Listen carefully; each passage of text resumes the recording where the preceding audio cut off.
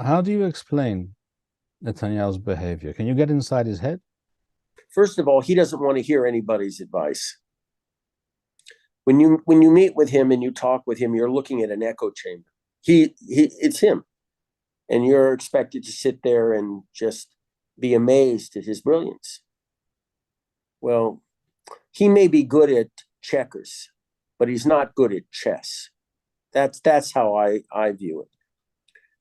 When you have a leader of a country, he should be consumed by a desire to protect his country and his fellow countrymen at all costs. The needs of the country supersede those of his own ego. But that's not the case. You're looking at someone like Louis XIV, who said, "L'état c'est moi."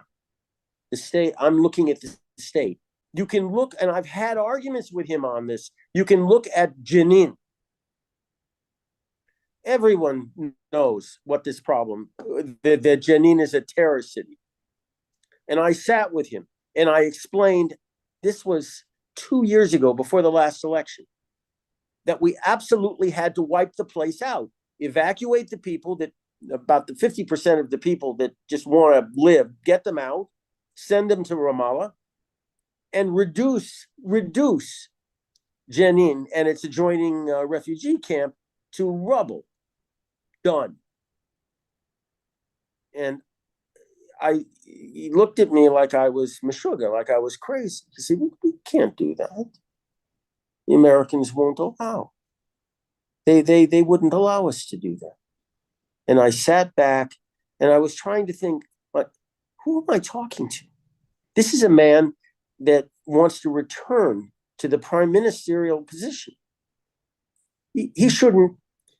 He should not be concerned about what anybody else has to say outside the country. So who are we dealing with? A man who is fixated with his legacy, defined by others. That's the problem. As a prime minister, you should strive for the love of your own countrymen, for the respect of your own countrymen. That's all. Why? Because you serve them.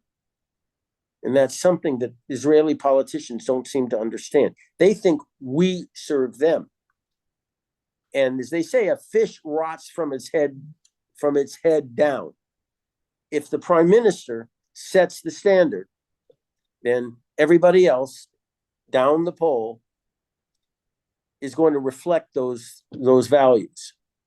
And this is the problem right now with Israeli, quote, democracy.